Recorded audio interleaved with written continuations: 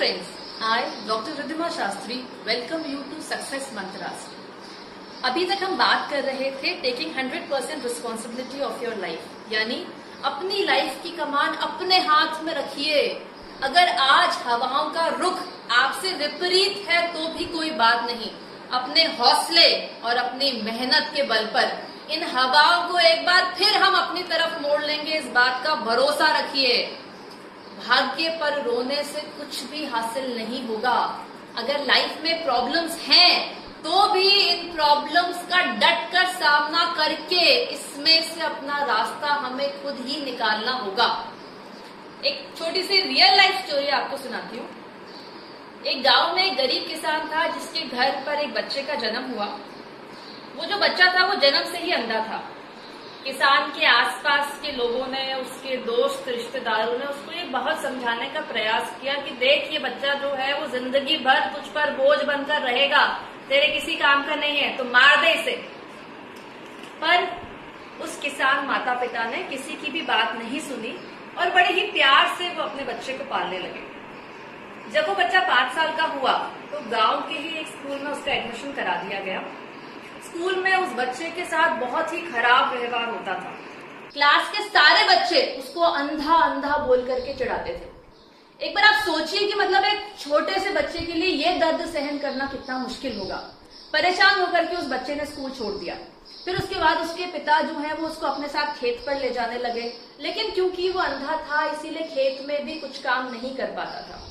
फिर उसके पिता को पता चला कि शहर में हैदराबाद के अंदर एक ब्लाइंड स्कूल है, वहां उन्होंने अपने बच्चे का एडमिशन कराया। वो जो बच्चा था वो पढ़ने का बहुत इच्छुक था और इसीलिए पढ़ने में बहुत तेज था। बहुत जल्दी ही कुछ ही महीनों की मेहनत में उसने पढ़ना लिखना सब कुछ सीख लिया और फिर उसके बाद वो लगातार हर क्लास में टॉप करता रहा। 10th के जो बोर्ड एग्जाम्स थे उसके अंदर उसके 90% से अधिक मार्क्स आए थे। 11th क्लास में वो बच्चा जो है वो साइंस लेना चाहता था, लेकिन उसको साइंस लेने से मना कर दिया गया, यह कहकर कि अंधे बच्चे के लिए साइंस सब्जेक्ट पढ़ने का कोई प्रावधान नहीं है।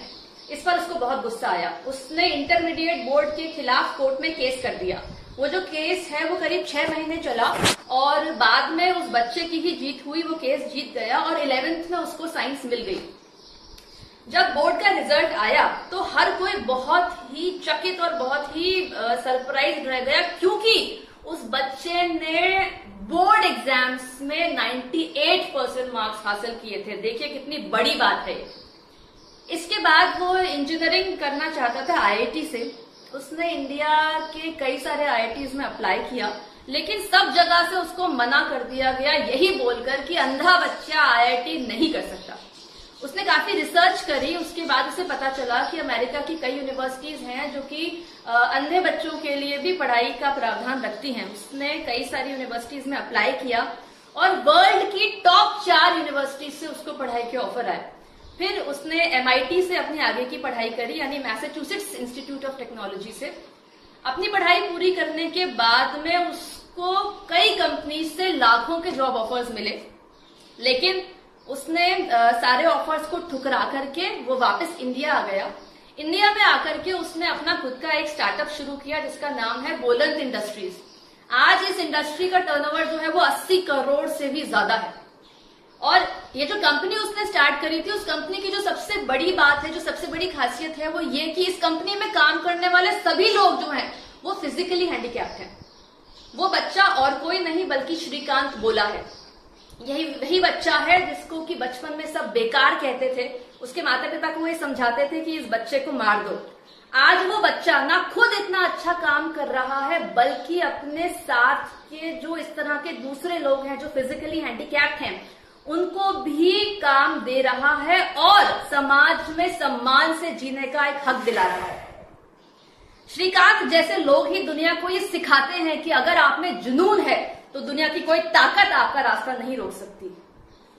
दोस्तों, इसी जुनून को हमें भी अपने अंदर जगाना है, इस आग को अपने अंदर जगाना है। इस आग को जगाइए और इतना जगाइए कि ये आग आपके रास्ते की सारी मुश्किलों को जला करके खाक कर दे और आप वहां तक पहुंच जाएं जहां तक पहुंचने के लिए आप बने हैं, जो कि आप डिजर्व करते हैं। इससे कम तक के लिए मत रुकना, अभी तो पूरी दुनिया जीतनी बाकी है। ये वीडियो अगर आपको पसंद आया हो तो प्लीज लाइक, शेयर और सब्सक्राइब जरूर कीजिए। Thank you.